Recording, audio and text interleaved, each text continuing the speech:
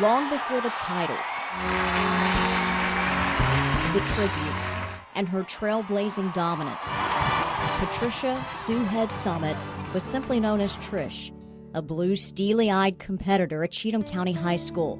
Life on her family's Middle Tennessee farm was simple yet rigid, rooted in faith and hard work.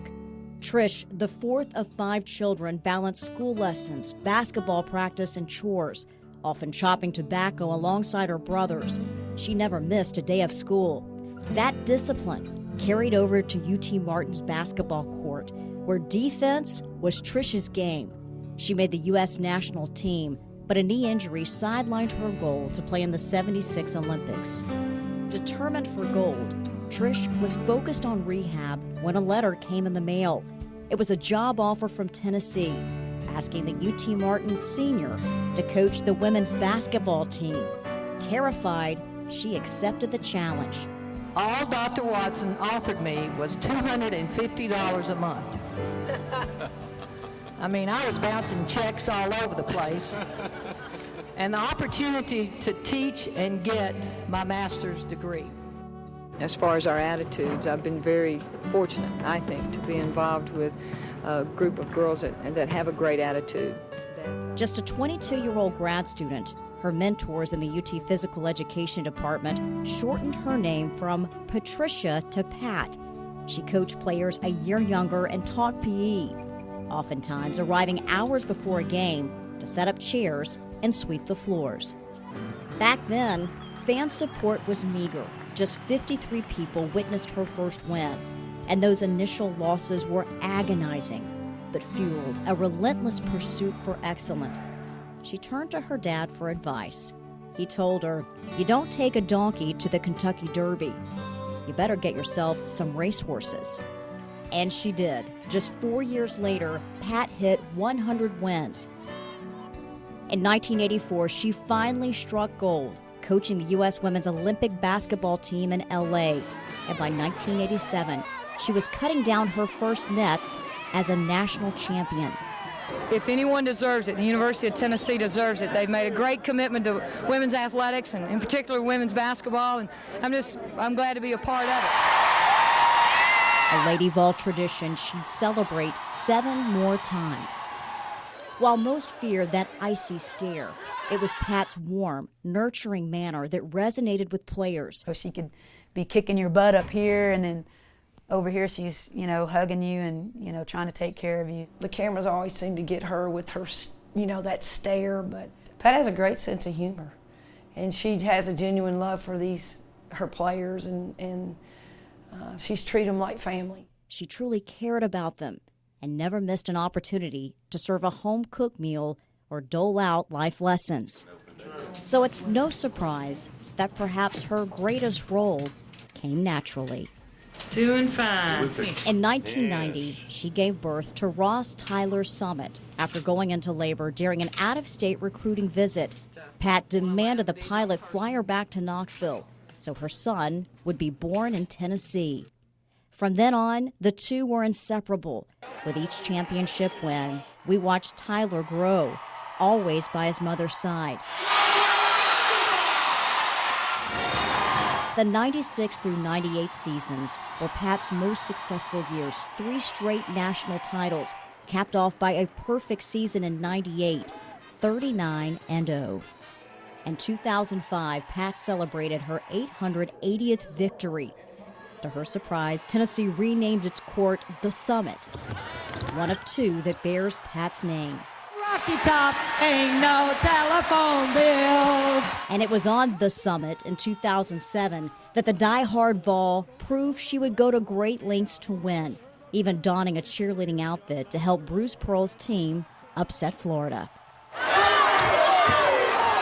In 2009, 35 years after she first arrived in Knoxville, Pat hit the 4-digit milestone, 1,000 wins.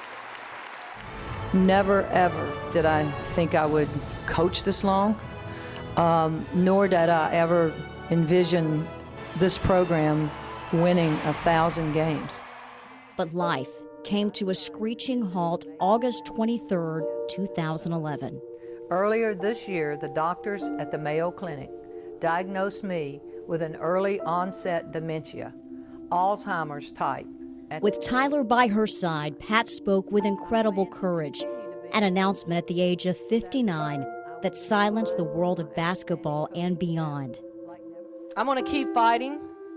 That's what I have done and what I want to continue to do.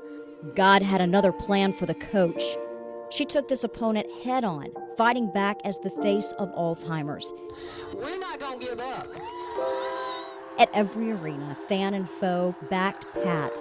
From social media, Ladies and gentlemen, start your engines. to NASCAR. The We Back Pat campaign went viral. In November of that year, Pat established the Pat Summitt Foundation, which raises money for cutting-edge research. No, I just appreciate all the support that we've had, and we just got to keep fighting. Pat had hoped to coach 3 more seasons. I made some notes because this really means a lot to me to be here today. But April 18th, 2012, she stepped down as head coach of the Lady Vols, concluding her 38-year career. 8 national championships, 32 combined Southeastern Conference titles, 31 consecutive trips to the NCAA tournament, 18 Final Four appearances, 1,098 wins to 208 losses.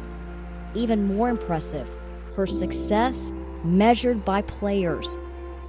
12 Olympians. Congratulations, Tamika. 34 WNBA players, 21 All-Americans, 39 All-SEC players, 100% graduation rate, and at least 46 coaches. Pat didn't just make her mark on the court.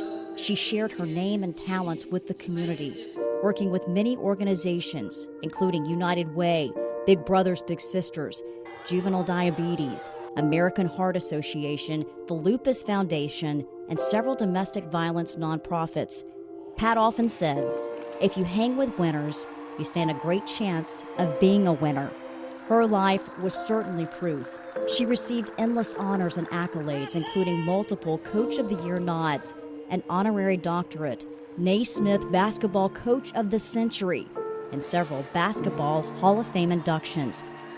2 tributes, though, certainly stand out. In May 2012, President Barack Obama awarded Pat Summitt the Medal of Freedom. It is the highest civilian honor in the nation. The doctor first told Pat Summitt she suffered from dementia. She almost punched him. When a second doctor advised her to retire, she responded, "Do you know who you're dealing with here?" Obviously, they did not.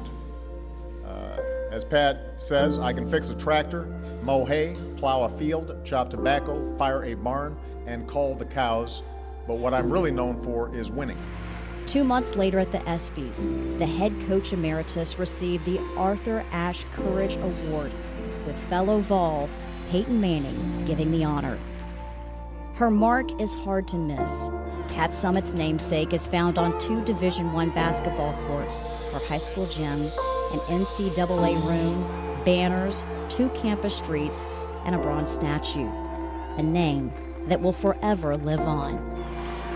Daughter, mother, friend, coach, author, master motivator, role model, mentor, and proud Tennessean. Pat certainly reached her summit on and off the court, and her legacy will forever stand tall.